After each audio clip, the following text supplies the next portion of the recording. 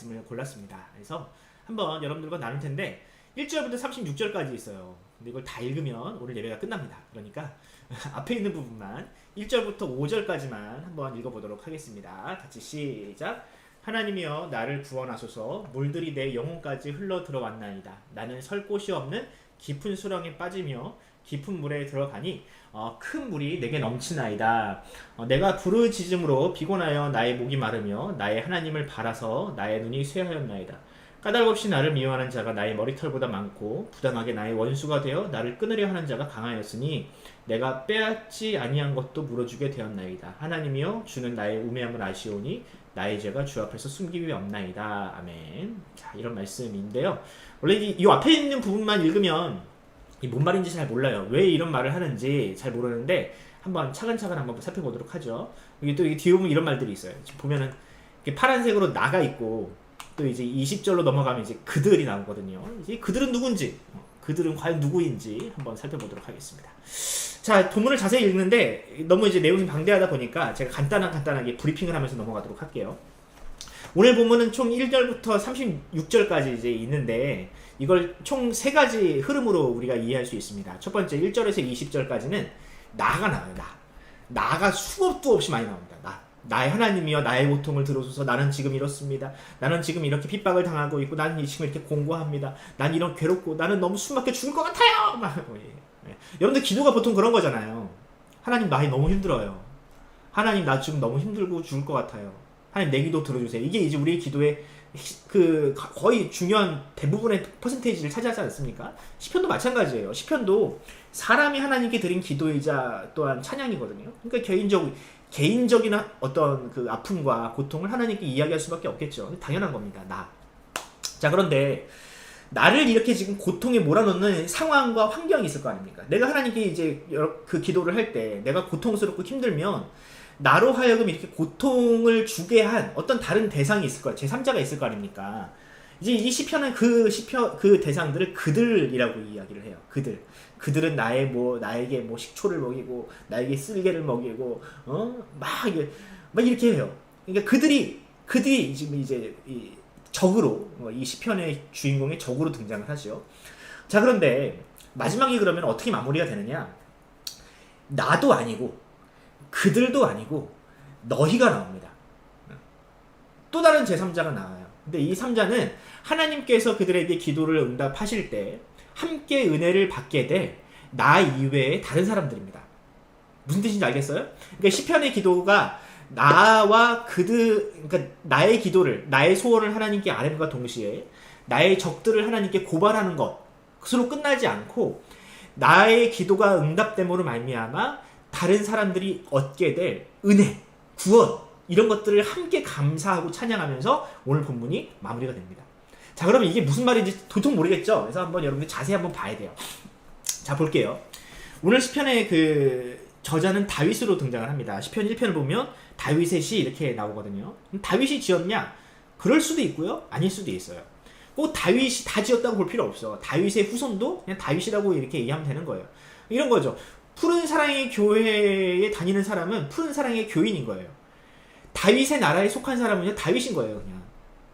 그리고 또 다윗의 후손들도 다윗인 거예요. 그래서 이 많은 사람들이 이 시편을 특히 이제 다윗의 시라고 보기에는 조금 힘들지 않냐. 왜냐면은 마지막에 이제 35절을 보면 하나님께서 시온을 구원하시고 또 유다 성읍을 건설하시리니 라는 말씀이 있어요. 이게 무슨 뜻이냐면 이 사람들은 지금 유다 성읍이 무너진 상태야. 그러니까 다윗이 있을 때는 유다 성읍이 원전했죠. 그러니까 유다 성읍이 무너질 때가 언제예요? 바벨론에 의해서 남유다가 멸망하고 난 다음에 이 유다 성읍이 멸망했으니까 아마 포로로 끌려갔던 사람들, 바벨론에 포로로 끌려갔던 사람들이 다시금 회복될 하나님의 나라와 유다를 그리워하고 하나님께 기도를 드리는 그 기도문이 아니었을까라고 사람들이 추측을 하는 거죠. 굉장히 합리적이죠, 이렇게 생각하는 게.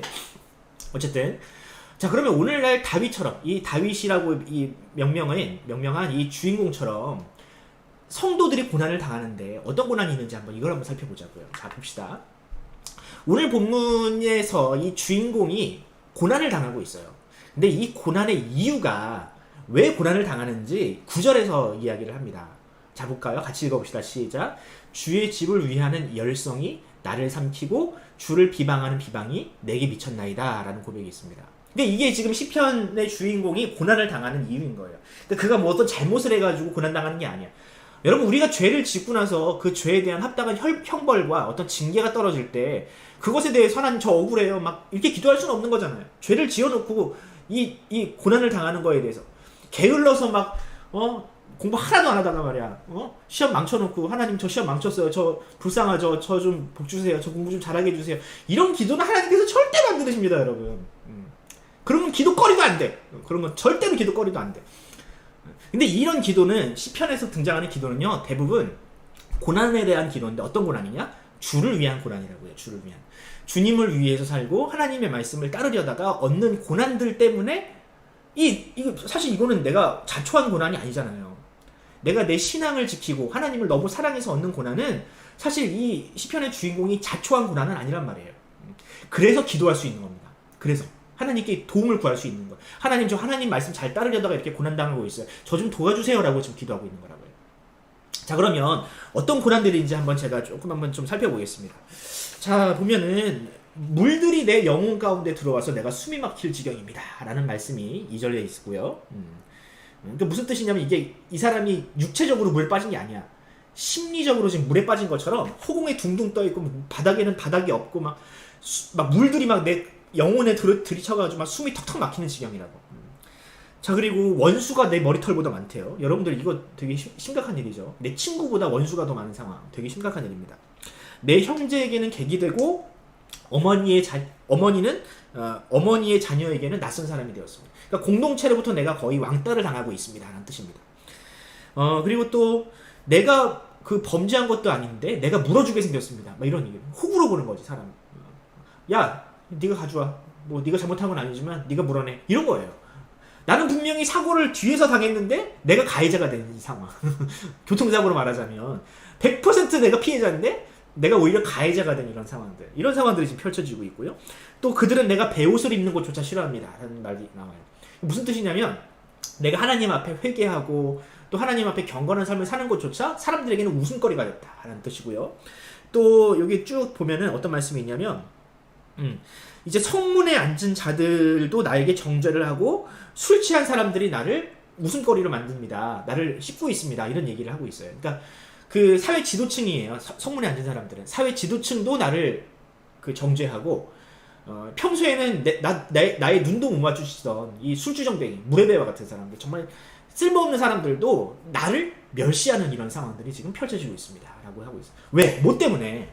이 신앙 때문에, 주를 위한 열성 때문에 지금 내가 그런 고통, 고난, 애매한 고난을 받고 있습니다 라고 이야기를 하는 거예요. 자, 그러면 왜 이런 상황이 펼쳐질지 한번 바벨론이라는 이 시편의 주인공이 바벨론에 잡혀간 유대인이라고 한번 가정을 한번 생각을 해볼게요. 자, 분명히 하나님은 이스라엘의 하나님, 유대인들의 하나님으로서 하나님이 그들을 보호하시겠다고 약속을 하셨어요. 기도하면 들어주시겠다고 약속을 하셨다고요. 자, 그런데 그들이 이제 범죄하고 막 하니까 하나님께서 안 되겠다, 얘네는 심판 이외에는 답이 없다 싶어서 그들을 이제 바벨론의 손에 넘겨주시죠. 자, 그런데 이 넘어가는 상황에서 이 사람들이 정신을 바짝 차리고 기도를 했을까 안 했을까? 했겠죠. 예, 했을 겁니다. 그래서 하나님 우리를 구해주세요, 바벨론의 손으로부터 우리를 건져주세요 라고 했지만 이미 버스는 떠났어. 버스는 떠난 거야. 자, 그런데 이런 기도했던 사람들이 어떤 마음일까? 야, 하나님 살아계신 거 맞아? 야, 우리가 기도하는데 이렇게 안 들어주시는 거 하나님 우리 버리셨나 보다. 야, 하나님이 우리를 버렸는데 우리가 하나님을 섬길 게 뭐냐? 왜 우리가 하나님께 예배를 드려야 되냐? 왜 우리가 하나님께 기도해야 되냐? 차라리 우상신들을 마음껏 섬기면서 차라리 우리가 떵떵거리며 사는 게 낫지 않느냐라고 생각을 한 거죠.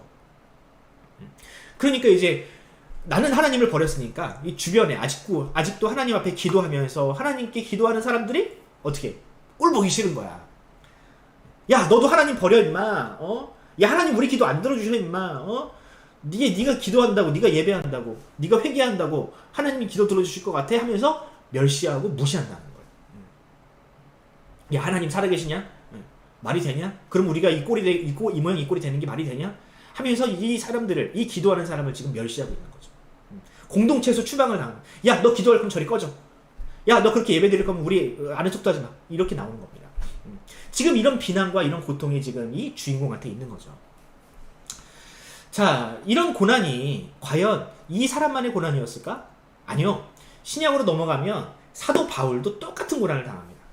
사도 바울도요, 원래는 바리새인으로서 유대인들한테 존경을 받고 승승장구하던 사람이었어요. 그런데 그가 누굴 만났어요? 예수님을 만난 다음에 180도 사람이 달라졌어.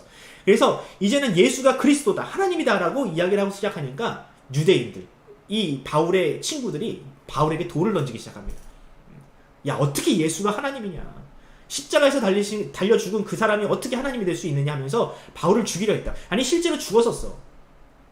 그래서 사도 바울이 이렇게 고백합니다. 자신의 사도임을, 자신이 하나님의 종임을 의심하는 사람들에게 이렇게 얘기를 해요. 그들이 그리스도의 일꾼이냐 정신없는 말을 하거니와 나는 더욱 그러하도다. 내가 수고를 넘치도록 하고 옥에 갇히기도 하고 더 많이 맞고 수없이 여러 번 죽을 뻔했다.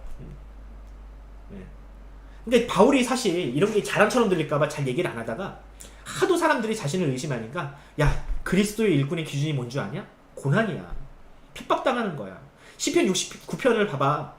거기에 있는 사람이 정말 하나님을 신실하게 믿다가 고난을 당했잖아. 나도 역시 그러하다. 나도 역시. 그러니까 사람들이 하도 자신의 스펙과 경력을 막 자랑하니까. 그래서 사도 바울을 무시하니까. 사도 바울도 이제 열받아가지고 얘기를 한 거예요. 자, 그런데 여러분, 사도 바울과 이 시편 69편의 공통점이 있어요. 사도 바울의 인생과 이 시편 69편을 기록한 사람의 공통점이 있다. 뭐냐면은 주를 위한 열정, 하나님을 향한 열정, 사랑. 도저히 그 사랑과 열정 때문에 가만히 있지 못하는 겁니다. 내 눈앞에 고난이 있음에도 불구하고 그 고난을, 차라리 그 고난을 받고 말지 내가 그 일을 그만둘 수가 없는 거예요. 사도 바울이 이렇게 고백했거든요. 내가 복음을 전할지라도 자랑할 것이 없는 것은 내가 부득불할 이밀이라. 만일 복음을 전하지 아니하면 내게 화가 있을 것이다. 그만큼 내가 불타오른다. 내 안에 있는 이 복음을 향한 열정의 불이 너무 뜨거워서 내가 이것을 가만히 있을 수가 없다는 거예요. 내가 이것을 전하면 내가 돌에 맞고 고난을 당할 것을 알지만 그것이 아무런 문제가 없는 거야. 왜? 주를 위해서 살아가는 것이 훨씬 더 가치 있는 일이니까. 시편 69편도 마찬가지고요. 사도 바울도 마찬가지였어요. 주를 위한 열정이 그들에게 고난을 주었지만 그들에게는 오히려 그것이 행복이었습니다. 자, 여러분, 그런데 이것이 시편 69편의 주인공과 사도 바울만의 일이냐? 아니에요. 오늘날에도 마찬가지예요. 여러분, 오늘날에도 그리스도인으로서 살아가려다 보면은 어쩔 수 없이 당하는 이 비난과 고난이 있습니다. 물론 지금 대부분 한국교회가 받는 비난은요, 교회가 잘못하고 목회자들이 잘못하고 성도들이 잘못해서 받는 비난들이 훨씬 많아요. 네, 많죠. 그런데 이것이 아니더라도, 우리가 잘못하지 않았더라도 교회는 어쩔 수 없이 핍박을 당할 수밖에 없다고요. 뭔지 한번 봅시다. 첫 번째, 교회는 타종교를 인정하지 않고 배타적이고 맹독병이면 이기적인 집단이라고 치부를 당할 수밖에 없어요. 이거는 그럴 수밖에 없는 거야. 왜? 우리는 하나님을 한 분이라고 여기잖아요. 그죠? 하나님은 살아계시고 하나님은 오직 한 분이라고 믿잖아요. 근데 이게 옛날이나 지금이나 이것이 환영받는 이 말이 아니라고요. 옛날에는 어땠는 줄 알아요? 옛날에는요, 하나님이 한 분이라고 하면, 야, 어떻게 신이 하나냐? 신은 여럿이 있는데 그 중에서 힘이 센 신이 지배하는 거야, 이기는 거야. 야, 네가 믿는 신들은 약하니까 니들이 지배를 당하는 거야. 우리가 믿는 신이 강하니까 우리가 승승장구하는 거고. 이런 시대를 살고 있었다고요. 하나님이 하나라, 신이 하나다라고 믿으면 뒤처진다고 생각을 했다고. 하나를 섬기는 게 아니라 여러 신을 섬겨야 돼. 바알도 섬기고 아세라도 섬기고 하나님도 섬겨야 그 중에 하나 얻어 올리는 거야. 그러니까 이제 하나만 믿으면, 한 신만 믿으면 밀어냈다고. 요즘에는 어떤 줄 알아요? 요즘에는요, 아예 신을 믿는 것 자체가 밀어내는 짓이라 그래요. 야, 어떻게 신이 있냐? 사람이 신이야. 사람이 노력하면 자기 노력대로 얻는 거고, 운 좋고 그냥 하면 인생 승승장구하는 거지. 천국? 야, 사람이 만드는 게 천국이지 어떻게 하나님께서 천국을 만들어주시냐, 신이. 이렇게 생각을 한다고요. 그래서 이 타종교를 인정할 수가 없죠. 우리는 신이 하나니까. 그래서 그런 우리의 어떤 모습을 보면서 사람들은, 야, 자기네 신만 좋다고 유일하다고 믿는 저들은 굉장히 배타적인 사람들이구나 라고 생각을 한다고. 다른 사람이 인정할 줄 모르는구나 라고 생각을 한다고. 그러면서 더 나아가서 우리를 이기적이구나 까지 이렇게 생각을 해요. 이건 우리가 가지고 있는 신앙 때문에 어쩔 수 없는 일입니다. 그렇지 않은데도, 자, 두 번째, 예수를 믿으면 그 정도 해야 하는 것 아니냐 하면서 부당한 지시와 강요와 희생을 우리에게 강요합니다. 야, 너 교회 다니잖아. 그 정도는 해줘야지. 야, 교회 다니는 거랑 그런 뭔 상관이 있는데. 예를 들면 저도 이제 군대 있을 때 당직 근무란 걸 써요. 장교들은 뭐 병사들도 쓰지만 하루 밤을 꼬박 세우는 거야. 되게 힘들어. 그 다음날 쉬지도 못해. 그런데 야 너 교회 다니니까 어차피 너 주일날 일요일날 어디 안 가잖아. 그냥 부대나 지켜 하면서 저한테 그 일요일날 근무를 다 몰빵해 주는 거야. 이런 일들을 실제로 막 경험을 해요. 저는 했어요. 근데 이거 부당합니다. 저는 이것에 대해서 용납할 수 없습니다. 말할 수 없어. 왜? 교회를 다니니까. 신자니까. 희생이 된다고 배웠고 다른 사람을 위해서 다른 사람의 짐을 대신 져야 된다고 들었으니까. 근데 그걸 놀라운 게 뭔 줄 알아? 그 사람들도 알아. 교회를 다니면 그렇게 살아야 된다고 그 사람들도 알아. 그러니까 우리들을 이용하지. 교회 다니는 사람을 이용하지. 야 너희들은 희생해야 된다고 배웠잖아. 너희들이 희생해야지. 그래서 우리한테 부당한 지시와 강요를 한다고. 실제로 그렇습니다, 여러분. 세상이. 또 이제 뭐 시간이 조금 있으니까 한번 얘기를 해보는데, 저희 아내가 한 번은 학교에서 선생님들이랑 얘기를 하다가, 우리 아내가 이제 그 사모라는 것에 대해서 이제 처음 안 거야. 우리 그 교사 동료들이. 어머, 사모님이셨어요. 이러면서. 몰랐어요. 그러면은 사모님은, 우리 선생님은 샤넬백도 못 사겠네요. 이러는 거야.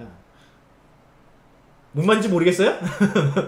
교회 다니는 사람, 특히 사모는 근검 절약을 해야 돼가지고 맨날 그냥 똑같은 옷만 입고 비싼 옷도 입으면 안 되고 비싼 백도 메고 다니면 안 된다라고 교회를 안 다니는 사람이 그렇게 생각을 한다고.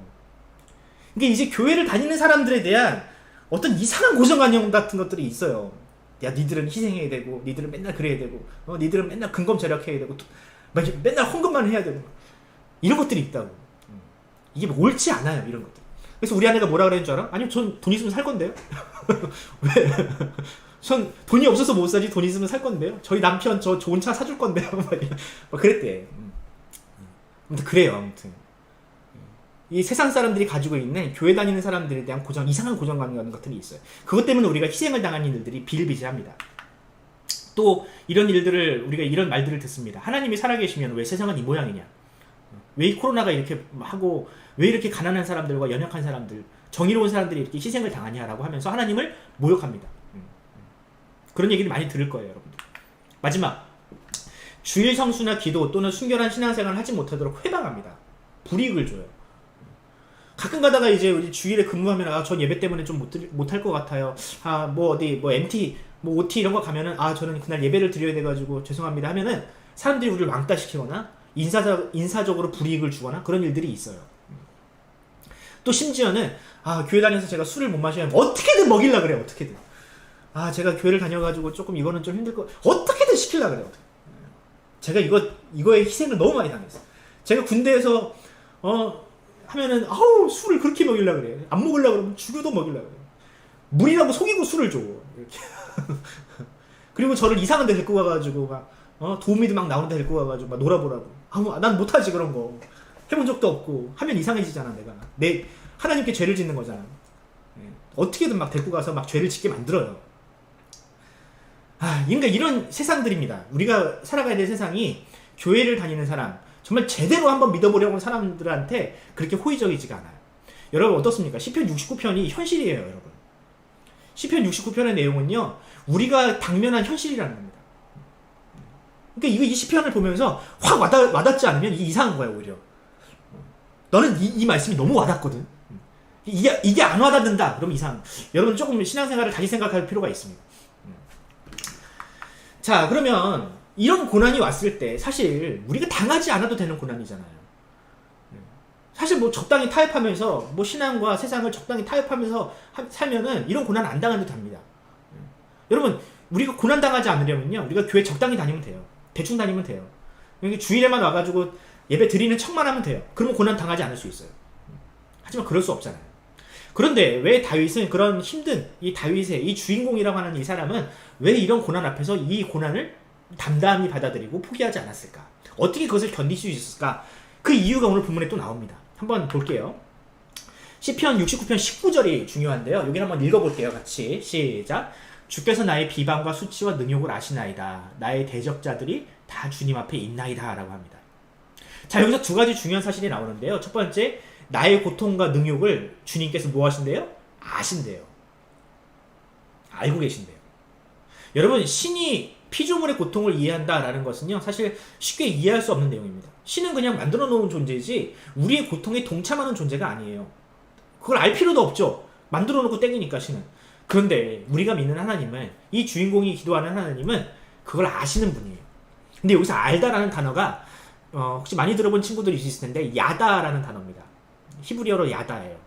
야다가 뭐냐면 알다 또는 사랑하다 또 혹은 그 사람과 함께하다라는 단어입니다. 그러니까 내가 비방과 수욕을 당하고 능욕을 당하고 사람들한테 고난을 당할 때 주님께서 나를 아시는데 그 아시는 정도가 어느 정도냐면 그런 나를 사랑하셔. 고난당하는 나를 사랑하셔. 그리고 나와 함께 하시는 분. 바로 그분이 이 주인공이 믿었던 하나님이었습니다. 그러니까 이 주인공은 이 고난의 자리에서 하나님께 간절하게 기도하는 나를 너무나도 사랑하시는 것을 내가 느껴. 나와 함께 하시는 것을 느껴.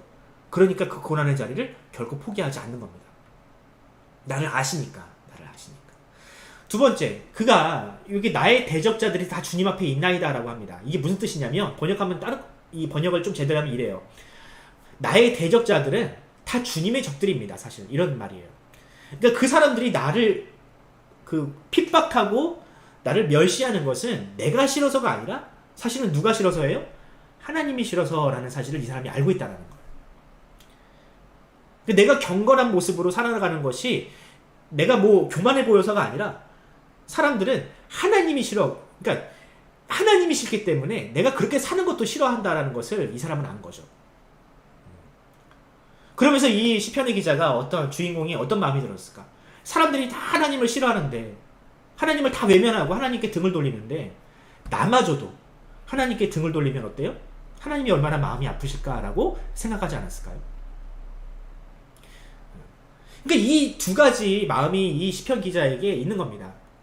나의 고통을 아셔서 나와 함께 하시는 하나님. 그래서 내가 이 고난의 자리를 떠나지 못해요. 두 번째, 이 고난의 자리에 하나님께서 원래 핍박을 당하고 계시기 때문에 하나님께서 미움을 당하시기 때문에 그 하나님을 떠나지 못하는 이 시편의 주인공. 너무 사랑해서 이런 거 있잖아요. 아무리 힘든 사람도 내가 사랑하는 사람이 병에 걸리면 아무리 막 그래도 그 사람을 곁에서 옆에 있고 싶어 하잖아요.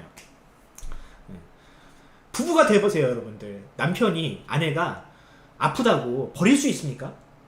떠날 수 있어요? 못 떠나요.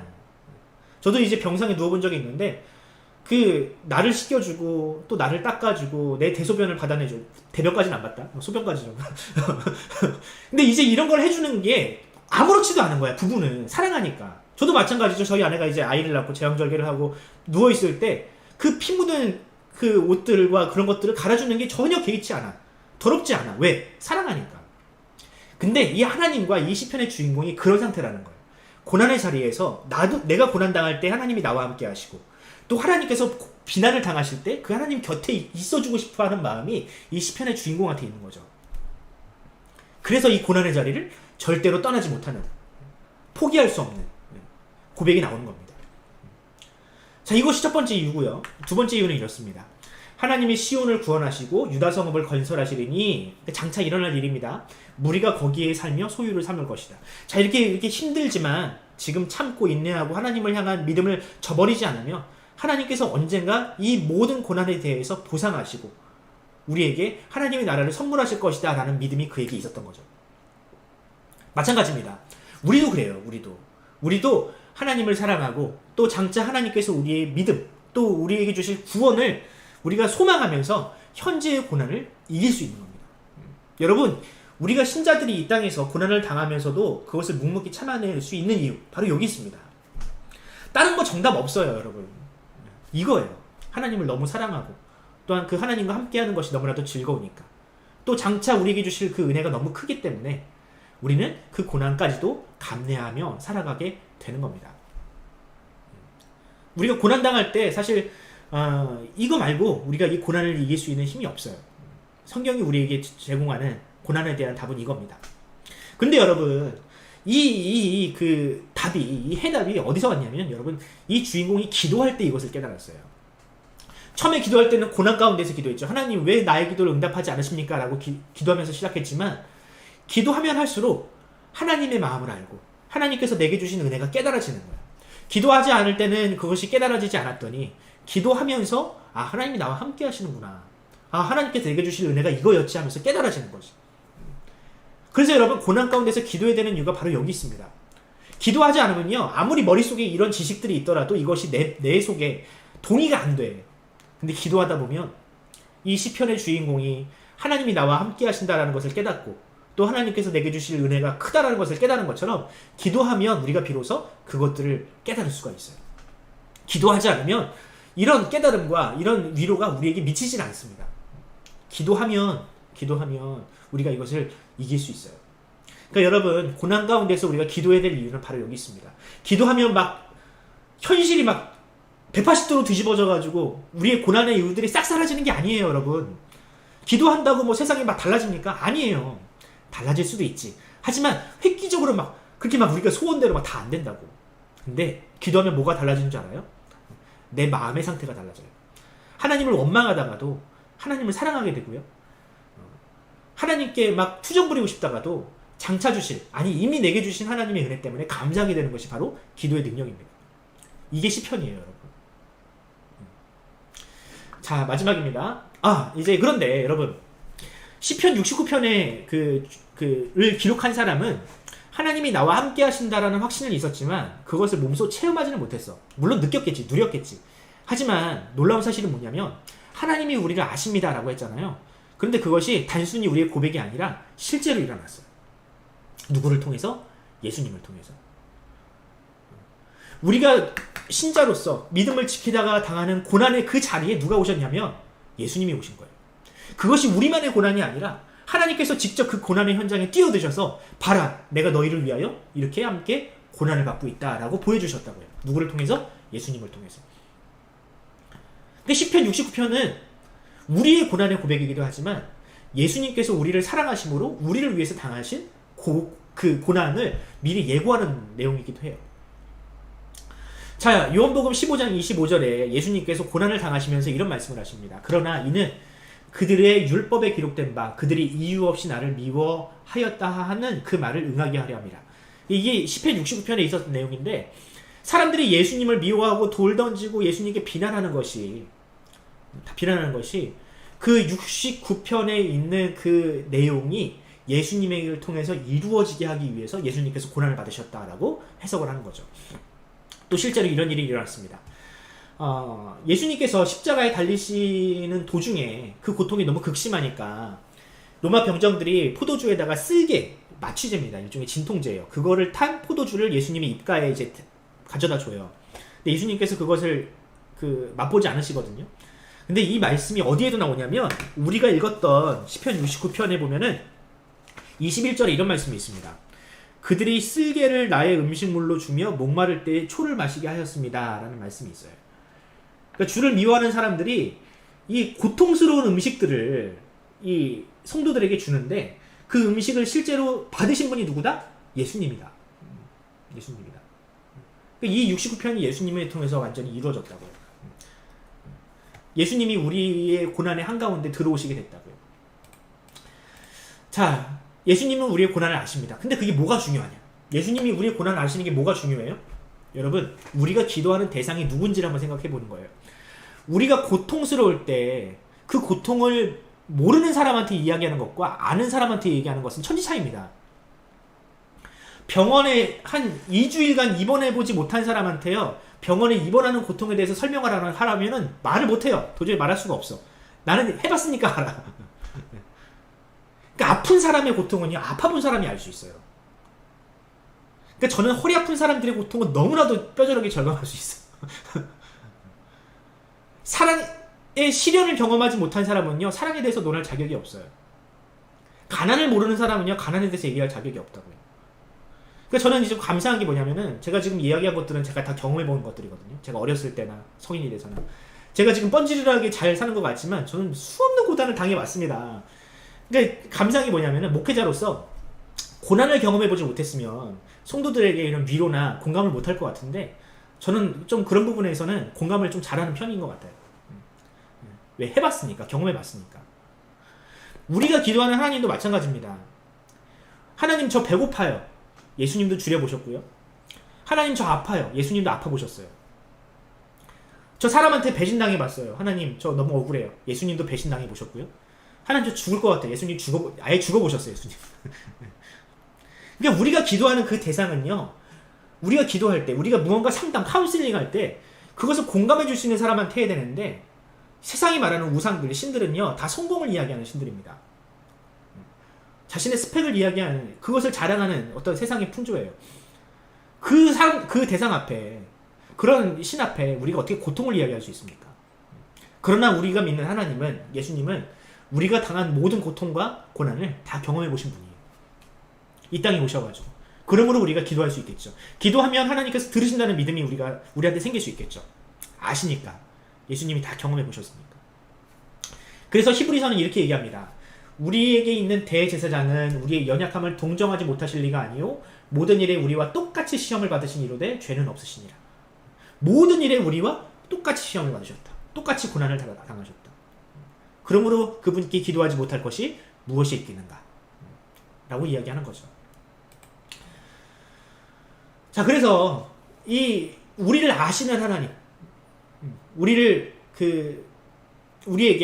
이 기도를 들어주시는 이 하나님 앞에 우리가 하나님께 기도할 수 있고, 무엇보다 그리스도를 위하여 받는 모든 수모를 우리가 애굽의 모든 부하보다 더 큰 제물로 여길 수 있다.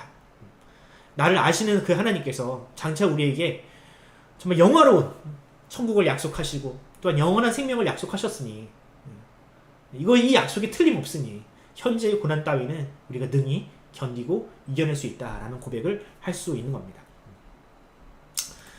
자, 여러분, 그런데 이제 시간이 좀 있죠? 빨리 해야 되는데 이것만 할게요. 이 중간에 보면 그들이 나와요. 하나님 그들을 어떻게 해주세요? 그들의 허리를 꺾어주세요. 막 저주가 나오거든요. 이 저주는 과연 뭘까? 어떻게 하나님을 사랑을 하는 사람이 원수를 사랑해야지 그 원수를 향해서 저주를 퍼부을 수 있을까? 이 부분은 이렇게 생각하면 좋습니다. 여러분, 신약 성경에서 되게 무시무시한 말씀이 있어요. 그러므로 내가 너에게 이르노니 사람에 대한 모든 죄와 모독은 사하심을 얻되 성령을 모독하는 것은 사하심을 받지 못할 것이다 라는 말씀이 있어요. 가끔 이제 목회자들이 이런 거 가지고 이제 성도들 겁주는데, 이게 사실 사람한테 하는 말이 아니에요. 여러분, 성령을 회방하고 성령을 모독한다라는 것은요, 지금 시편 69편에 그 다윗을 대적하는 사람들, 근데 그 사람들의 본질이 누구라 그랬어요? 하나님을 미워하는 사람들이라고 그랬어요. 하나님이 일하시는 것을 싫어하고 하나님의 사랑과 구원을 미워하는 사람들이 있었다고 했어요. 근데 그 사람들이 무엇 때문에 그렇게 할까? 그 사람들의 본연 안에 있는 어떤 본질적인 어떤 죄 때문일까? 그럴 수도 있지만, 사실 하나님을 회방하고 하나님의 구원을 회방하는 세력은 원초적으로는요, 악한 영들, 마귀들입니다. 그러니까 이 다윗이 지금 저주하는 대상은요, 자신을 핍박하는 상대가 아니라 사실은 그들을 조정하고 그들로 하여금 그런 죄를 짓게 만드는 사악한 영들, 악한 영들, 마귀들, 하나님의 적들이라 할 수 있습니다. 그들에 대해서는요, 마음껏 저주할 수 있어요, 여러분. 사람한테 저주하는 것은 조금 그렇지만, 하나님을 회방하고 하나님의 일에 대해서 대적하는 사람들은요, 하나님의 정의와 공의를 통해서 그들을 심판해달라고 우리가 얼마든지 기도할 수 있다고요. 여러분, 근데 이것도요, 우리가 해야 될 기도입니다. 우리가 하나님의 뜻을 이루어주세요, 하나님의 정의와 공의가 이 땅 가운데 이루어지게 해주세요 라고 기도만 할 것이 아니라, 그것이 이루어지려면 어떻게 해야 돼? 하나님의 정의와 공의가 이 땅 가운데 이루어지려면 하나님을 미워하고 대적하는 죄악의 세력들이 격파되어야 되잖아요. 하나님께서 그 일을 이루어달라고 우리가 기도해야 되겠죠. 하나님, 구체적으로 지금 저 영역에서 저 사람들이 지금 죄를 범하고 있고 하나님의 공의를 무너뜨리고 있습니다. 하나님, 저들을 심판하여 주십시오라고 기도할 수 있어야 된다고요. 우리의 기도는 또 그런 기도도 해야 됩니다. 그들은 지금 성령을 회방하고 있습니다. 하나님의 뜻을 지금 회방하고 있습니다. 하나님, 저들을 절대로 용서하지 말아 주십시오라고 기도해야 된다고요. 자, 시편에 나오는 여러 가지 저주가 있는데 다 이런 그 기도들은 그런 식으로 해석하면 좋아요. 자, 이제 말씀을 좀 마무리하면서 결론을 내리겠습니다. 여러분, 다윗의 기도는 항상 기도의 결론은 항상 찬양이었어요. 그 이전에는 힘들어서 죽을 뻔했는데 기도하다 보니까 하나님의 뜻이 깨달아지고 나와 함께 하시는 하나님이 느껴지니 도저히 찬양하지 않고는 배길 수가 없는 거죠. 여러분, 아까도 말씀드렸지만 기도에는 그런 능력이 있어요. 힘든 상황에서 기도하면 하나님께서 위로하시고 나와 함께 하신다는 사실을 확신할 수 있게 됩니다. 그래서 시편은 이렇게 얘기합니다. 57장 7절에서 하나님이여, 내 마음이 확정되었고 내 마음이 확정되었사오니 내가 노래하고 내가 찬송하리이다. 분명히 힘든 상황에서 눈물을 흘리며 기도했지만 기도가 마칠 때에는 이런 찬양이 흘러나오는 것이 정상이라는 겁니다. 예수님도 마찬가지였습니다, 여러분. 예수님도 십자가를 눈앞에 두고 너무 힘드셨어. 왜 안 힘들어, 여러분? 예. 십자가를 달려 죽는 것, 수치를 당하는 것, 하나님과 완전히 단절되는 이 고통은 우리가 상상하는 것 이상의 고통이에요. 그럼에도 불구하고 예수님께서 그 번민한 가운데에서 기도하러 들어가셨는데 그 기도가 어떻게 시작됐어요?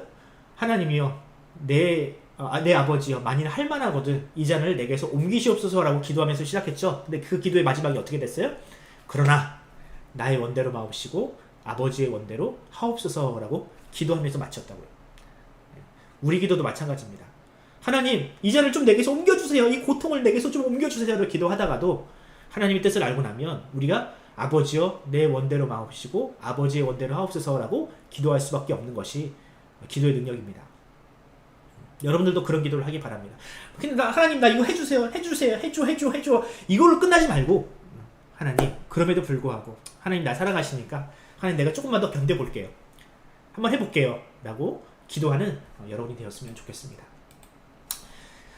적용해 봅시다. 여러분, 믿음은요, 우리가 신앙을 가진다라는 것은요, 성공에 대한 보증수표는 아닙니다.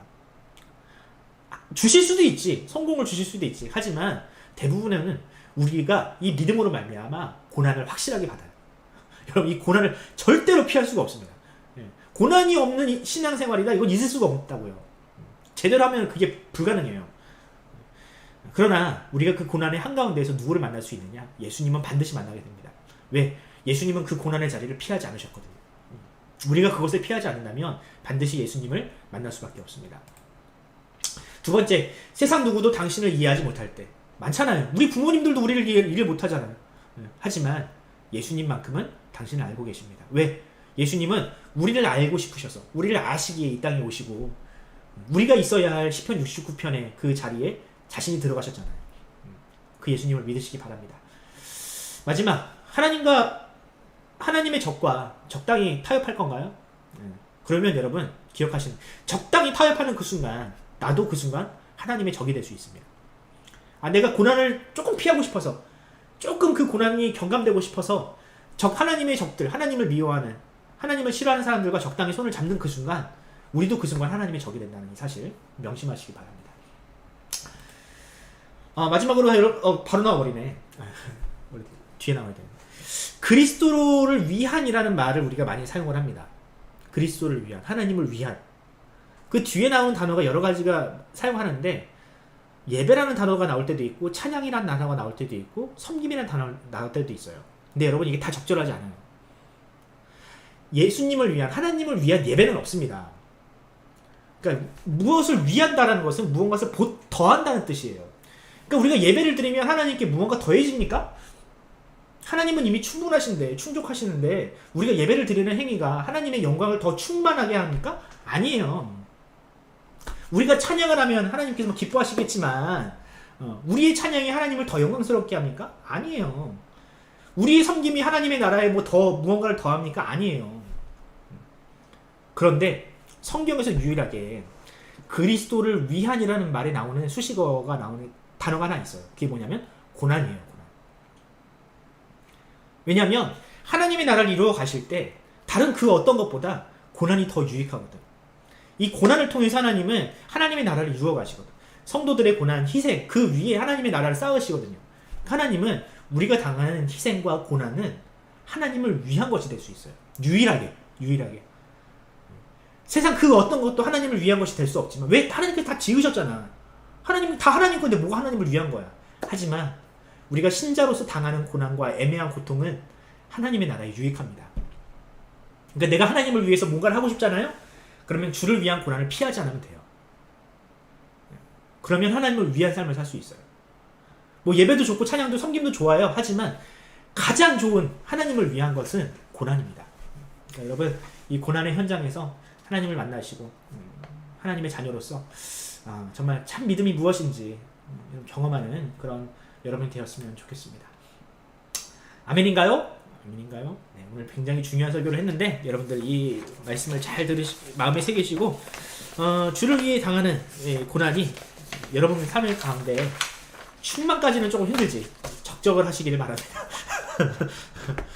자, 이 찬양 하면서 아까 이제 제가 이 찬양이 오늘 말씀이랑 참 잘 어울린다라고 이야기를 했는데